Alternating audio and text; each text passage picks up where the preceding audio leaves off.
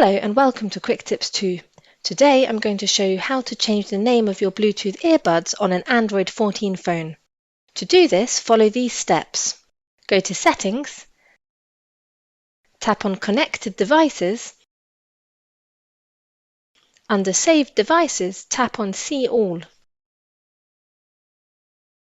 It will take a few seconds for the Bluetooth to turn on and display your saved devices. Now tap on the gear icon next to the earbuds you want to rename, for example QCY AilyPods.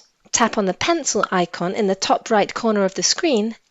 Change the name, for example, to Earbuds 1.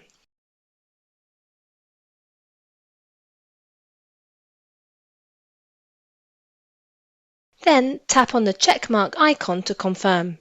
That's it, my earbuds have been renamed. If you have any questions, please leave a comment below the video. With QuickTipsTo, knowledge has no limits.